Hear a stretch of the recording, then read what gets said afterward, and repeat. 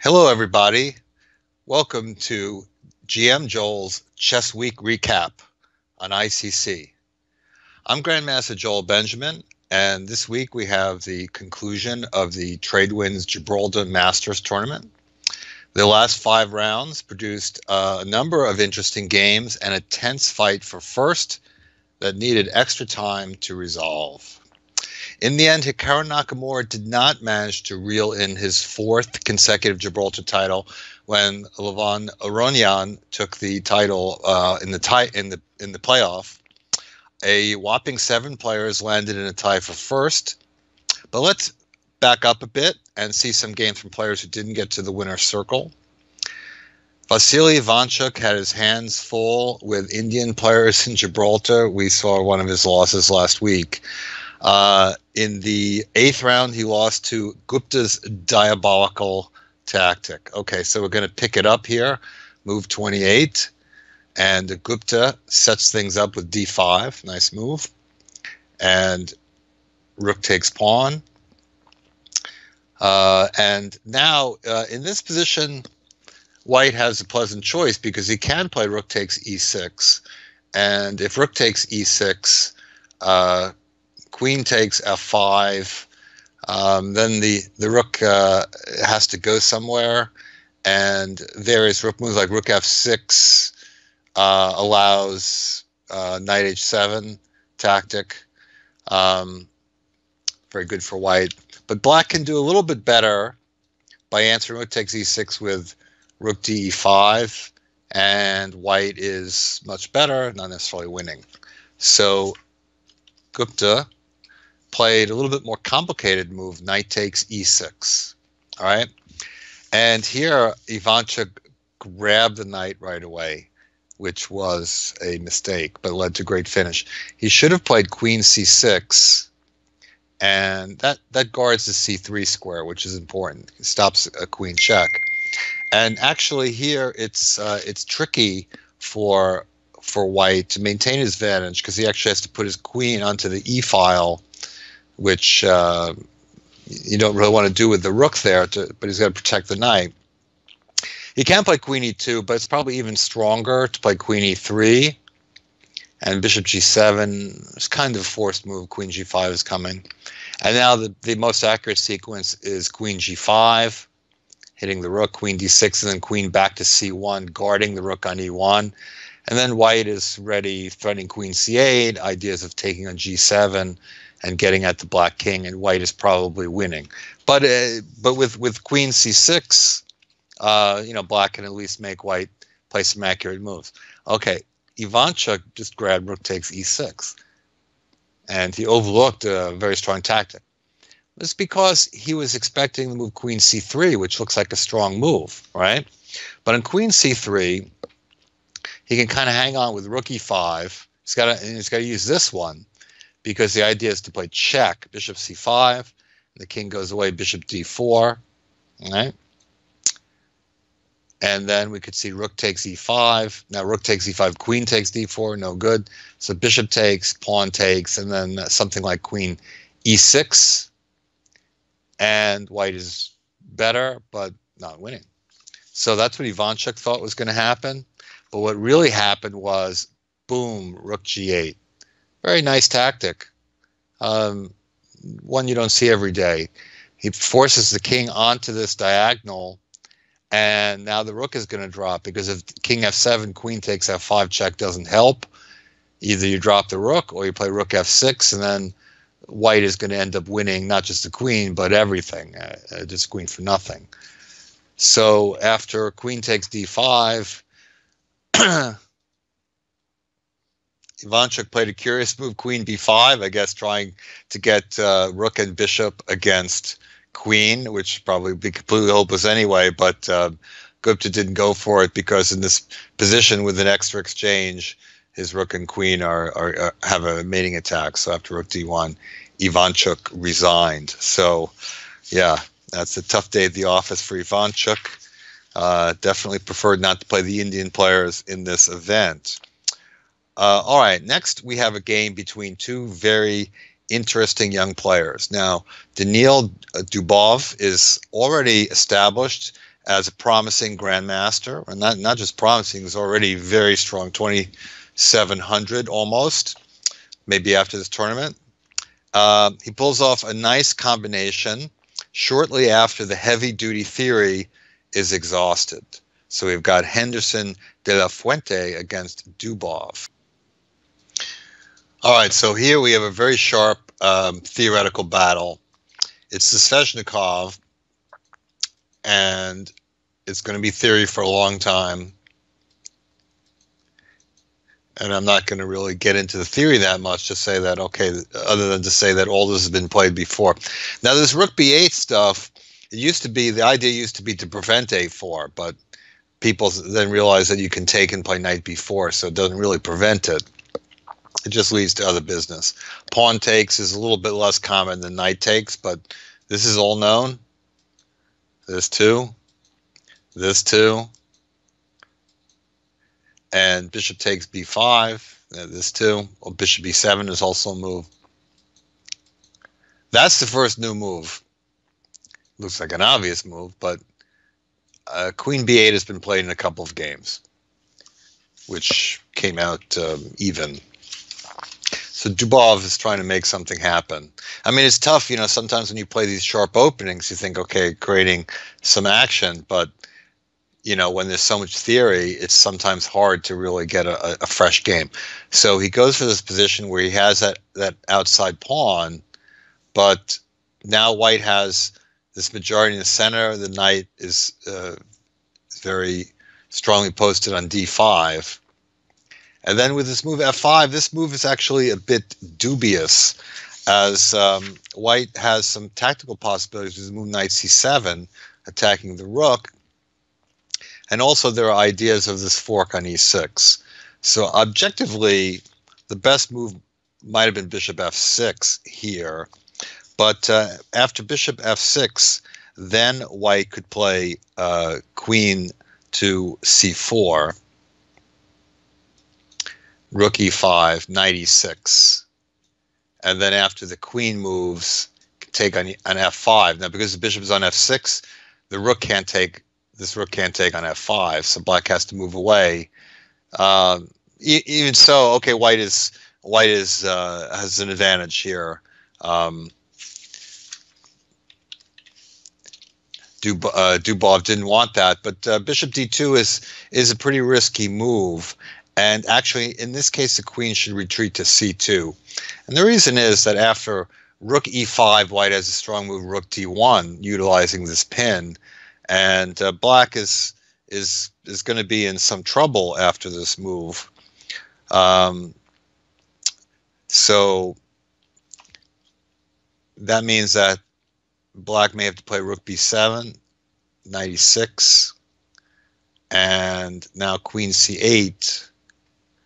White can take on d2, take on f5, and take on a5. Extra pawn. Probably black should hold 3-on-2, but obviously no winning chances at all for Dubov. That would be kind of a slightly depressing position to play. After queen c4, however, rook e5 is possible. Now, of course, the bishop on d2 is protecting the pawn on a5, and that's certainly a benefit of that move. All right, so knight e6, and in this case, queen e8. All right, and the idea is that knight takes f8. Now you have this tactic, rook takes e4, attacking the queen. So white takes on f5, but that's a mistake. He actually should have just taken the rook. So it should have settled, then move the queen to d5, and then he gets to take the f pawn. Well, not necessarily right away, but he could play knight e6 here, and I don't think that black really has a good way of defending the pawn.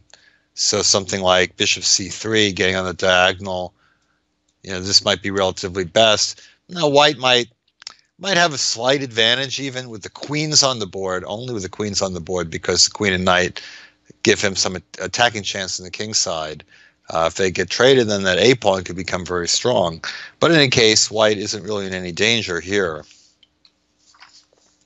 But after e takes f5, rook takes f5, black is okay, and Dubov knew it. But now the computer says white needs to play rook a2. It's just a good defensive move. But Henderson's spidey sense did not kick in. He played knight d4.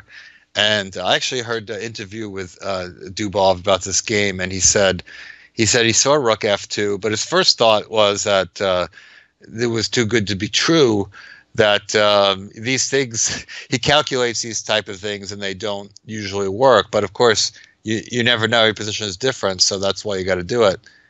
And then he realized that rook takes f2 is a strong move. If king takes, bishop e3 check.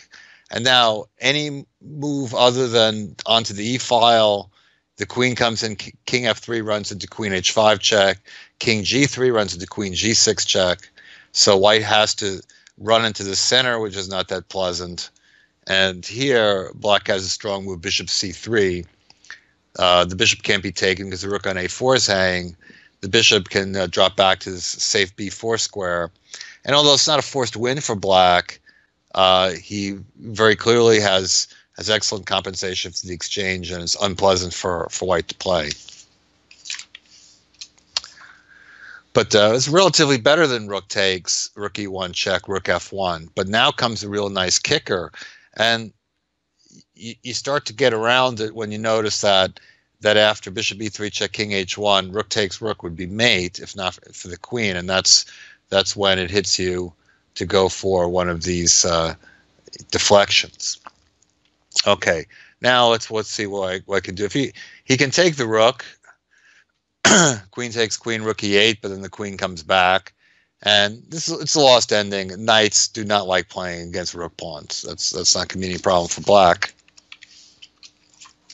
Relatively best was to check with the queen. Now rook e8 is a huge blunder because of rook f8, and white gets the mate. Black, of course, will retreat the queen, and then white can take. But black is probably going to win this ending. Certainly more chance for white with rooks on the board, but very unpleasant. So he plays queen d3, and now comes a very nice finish.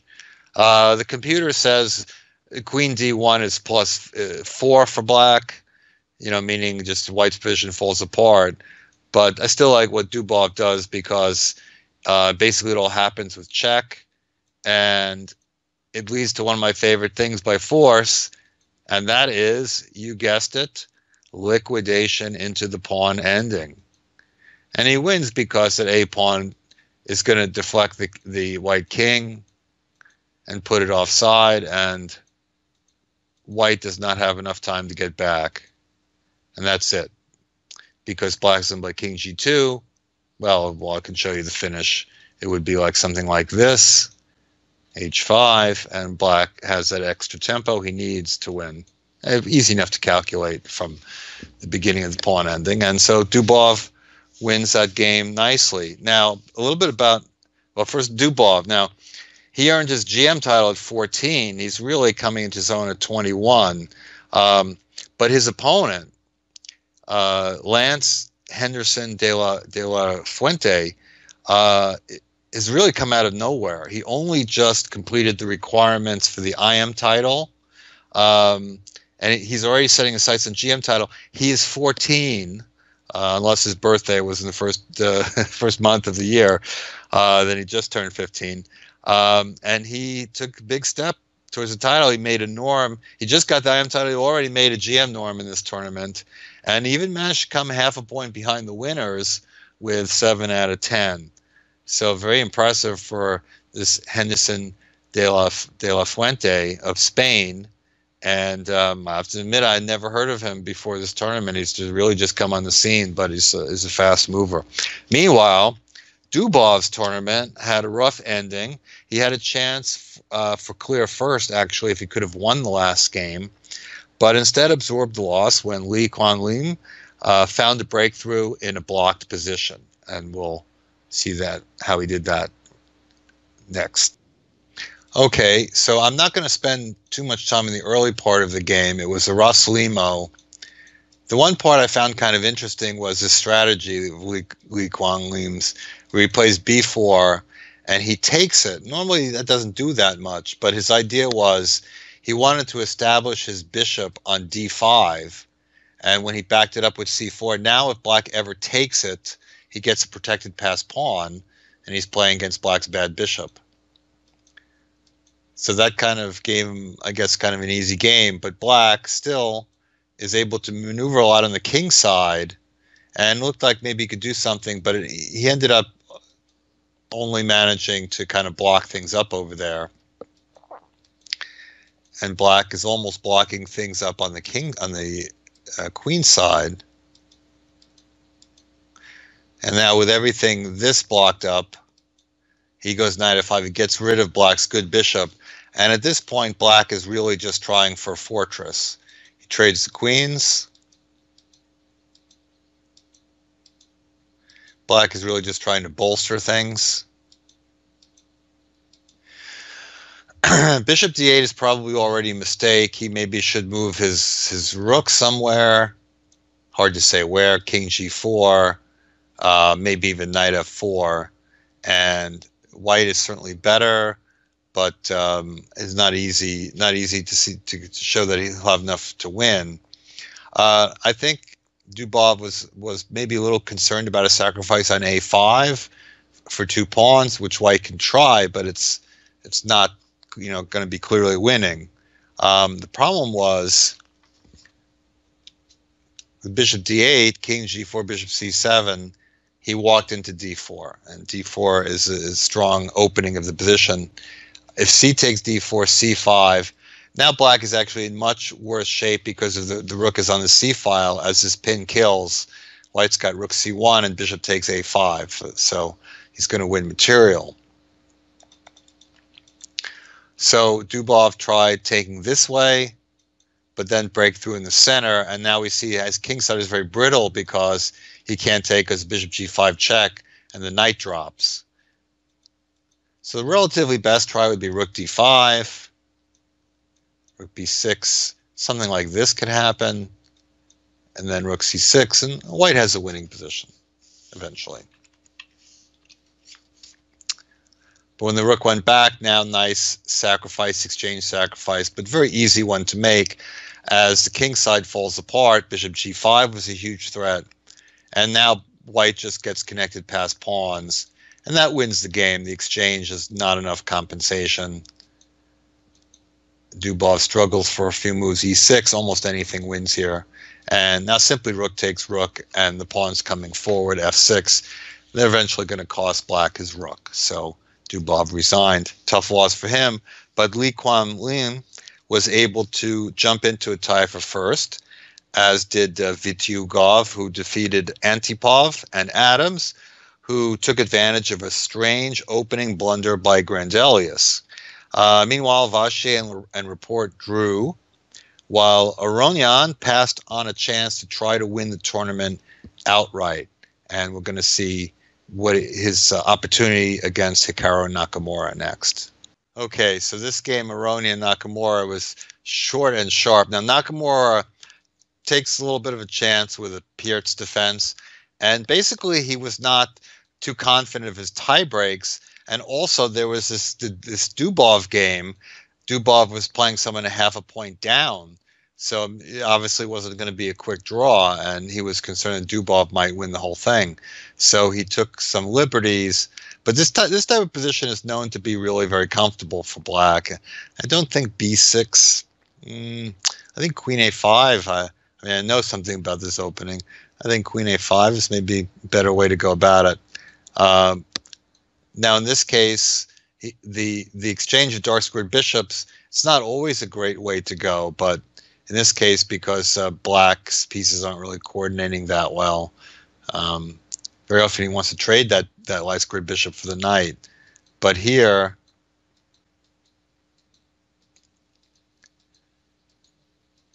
white is set up for a king side attack. He takes a knight because the knight can be a defender of the king side. And he lifts the rook. And he has to defend the h5. So this looks very rickety. All right, so when you put on the computer, everyone says rook f4, and and then White's going to put a lot of pressure on that f file. The rook is in position to consolidate. E7 pawn. Now the E7 pawn is attacked. It wasn't really attacked because of the weak back rank last move, and White has a big advantage. But okay, it's not that easy to play rook f4 because this rook takes h5. It's very hypnotic, and even if you don't play it now, you think, oh, maybe I'll do the next move. But Aronian didn't really see how to prepare it, so he took on h5. And I don't know, maybe he thought that he might have some follow-up in this position. But the problem is he can't really lift the rook because black gets there first. Something like 92, for instance, and now the queen is able to come back to defend and black wins. So White has nothing but perpetual check. But I guess Aronian felt a little bit differently. He wanted to make sure that he got into the tie, and he felt that his tie breaks would be good enough, and they were actually just good enough as he finished, I think, fourth on tie breaks. All right. Okay, so like I said, there were 7 players on 7.5 out of 10. Now the bottom 3 on tiebreak, Lee, Vidyugov, and Adams, were eliminated. And the other 4, Naka, Aronian, Report, and MVL, moved on to mini matches. Now Aronian eliminated Report by turning the tables from a rough position the first game. Probably should have lost. He had 2 knights against 2 bishops, but in fast chess, the knights sometimes dance around. And after he won that game, he won the second game as well. Meanwhile, Nakamura came this close to advancing to the final, as we're going to see with the heartbreaking loss he suffered to Vasilogrov. So in this game, Nakamura goes for a Berlin defense, which he's been more a Sicilian player, he's not as much in the E4 E5 as the other guys, but here he plays a Berlin, and they get the ending. And I'm not going to focus on this early part. To be honest, I can never really keep this theory straight because there's so many different branches. They do a little dance. The ubiquitous attack with a5 pawn. One of the ideas is trying to set up this pawn structure, and black's ideal is that light squared bishop can run amok on those pawns, maybe even playing against a dark squared bishop. So white trades his bad bishop.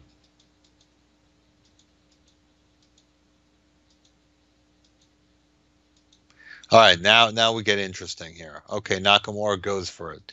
Trade in bishop c2.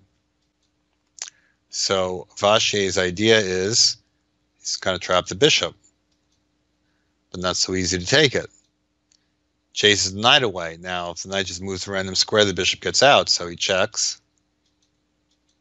And he wins the bishop. He wins the piece for now, but black has 4-on-1 on the queen side, and also that knight right now has no squares out. So Nakamura actually could have played b6 here, threatening to trap the knight, and then after g4, take, he could go rook g8 and take off this g4 pawn, so he could take his time, and he's got a lot of extra pawns for that knight. So he went into a little bit more racing mode, rook a8, which is really on the edge, knight h5. And now Vachier missed a good opportunity. He has a nice Zwischenzug, f4, and this forces back the king because it comes up, then c takes b5 is check, and if king f5, g4 check, again forces back the king. So f4 check would be a definite improvement for white. After rook a4, now these pawns are very, very strong. And he pushes. And so now around here, both sides miss some opportunities. I mean, this position is really kind of impossible to play very well in a fast game, and so we're going to see some mistakes here.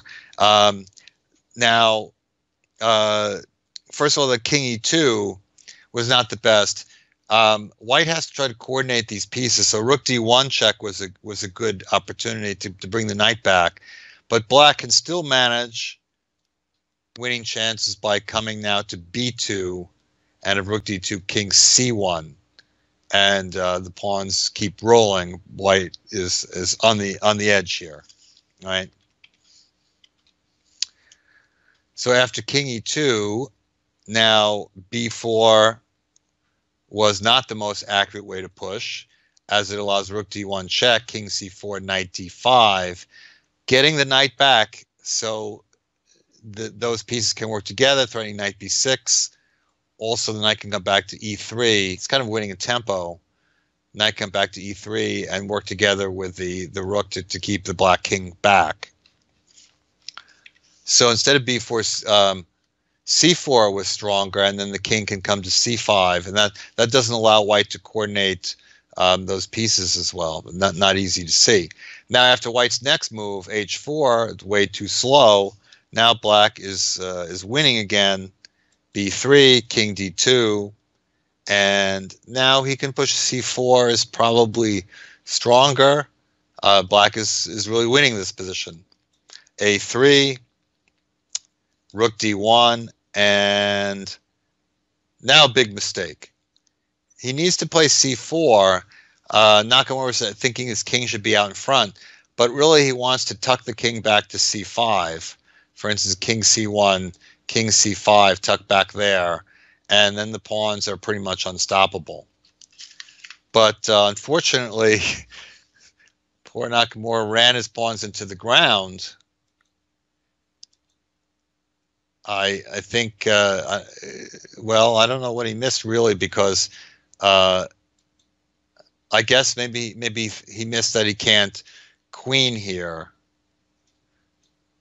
because if he queens, takes, and then white has in between move knight e3 check, and then takes the rook, and he's winning. Now it's very relevant that white has these pawns on the king side. So yeah, I mean he doesn't get forked because he's threatening to queen, but after king b2, now the pawns are stuck in the mud, and this last part is agony for black, as the pawns are just going to drop.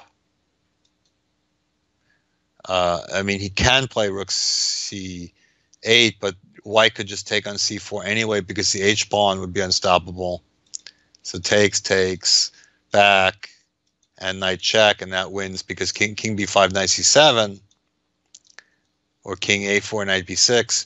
This avoids the fork, but pawns drop. So heartbreaking loss for Nakamura. That was actually the first game. But if he had won it, he certainly would have been in the driver's seat to win that mini match. And he and Vacher Lagrave ended up taking that and going into the finals against Aronian. And of course, those two met in the semifinals of the World Cup, which where Aronian emerged victorious, and Vacher came out just short of getting into the candidates. And Aronian, of course, went on to win the final. And here in Gibraltar, Aronian repeated the result and took first place. So well done there. First among equals. I guess there were 7 of them. Quite a rough workout, but Aronian is the champion of Gibraltar. Now, and Gibraltar has a substantial women's prize, which brings out the world's best to compete here. The going was very tough, with many contenders losing in the last round. Gunina lost a crazy ending that she started with an extra pawn. Batsiashvili also lost the last game, but still earned a grandmaster norm. Zhu Wenjun came up short against Henderson. That's how he got to his 7-point total. Pia Cramling, on the other hand, posted half a point in the last round against Jacobian, and that was enough to put her ahead of her rivals. Katerina Lano caught her with a win, but Cramling took the title on tiebreaks. So let's have a look at her penultimate round victory over Luca Moroni Jr., which put her in position for the title. All right, so Cramling playing black, And again, I'm not going to focus that much in the early part of the game, as we always have lots of ground to cover. But this is interesting. I've never seen a game like this where White tried to grab this pawn, but he doesn't maintain the extra pawns. Black gets it right back, and Black, falls back into a very solid position. And at some point, she starts to gain momentum. The usual kind of, queenside pawns going forward. Now, in an ending, you usually advance the unopposed pawn, the c pawn, but not necessarily in the middle game, because sometimes you want to use that pawn to try to block your opponent's pieces, to keep this bishop blocked in, to keep the d5 square covered. So you often advance the wing pawn. It can be kind of a different rule for endgames, middle games. Okay, so the pawns start rolling, and now Pia grabs this e-pawn, and she doesn't get to hold on to the pawn, but White weakens his king side.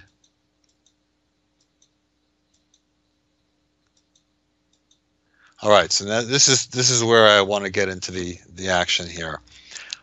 Kremlin plays a very nice move here, pawn c3. And my first thought is, okay, she wants to get the a pawn, and if queen takes c3, she would trade queens and take the pawn with the bishop. But there's more to it, because after pawn takes queen d3, we see that a purpose of this pawn sacrifice was the communication between the queen and the rook is cut off, so White can't play queen d2, and against other moves besides c3, White also had a possibility of rook d2. So now White really just is unable to defend this strong move, knight d5. And now Kremlin has a number of great ways to play. Knight takes c3 is a computer suggestion, with knight d1 in the air, and it's probably winning. But she starts by crippling the king side. And she does a little bit of repeating of the moves, exploring, gaining some time on the clock, and then queen c6. It seems perhaps counterintuitive the queen runs away from the king side, but she's preparing bishop c5, and then that pin is potentially lethal. So White moves knight f5, bishop c5, knight d4. It wouldn't help much to move the king.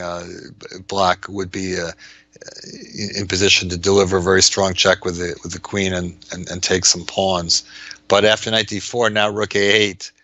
It's a funny finish. Now White resigned. He didn't really have to resign exactly here, because he can play queen b4, but Black can simply take the queen and take this pawn on a3, and something like knight d4, bishop c5, and the pawn might not queen directly, but it could get all the way to the 7th rank, and it would just be a matter of time before Black is able to use that pawn decisively. So nice victory there for Pia Kramling. I really like that move c3. That really set up lots of nice tactics for her. Now, I've known Pia Kramling since we were teenagers, when she would compete with the boys in junior events. She was just the strongest junior player in Sweden, male or female, and so she played in cadet championships, and I'm not sure if she played in the World Junior, but I played with her twice in the cadet championship, which was the World Under 17, and so I've known her for a very long time, and which means basically that she's my age, even slightly older. So she's 54 years old. I mean, this is really a tremendous coup for her to finish first against so many young and strong players. And so really, I'm sure she's just really over the moon over this result. Very, very well done. So congratulations to the winners in Gibraltar. And that about wraps things up for the action from the Rock. I hope everyone enjoyed the show. I'm Grandmaster Joel Benjamin. Please join me next time on GM Joel's Chess Week Recap on ICC.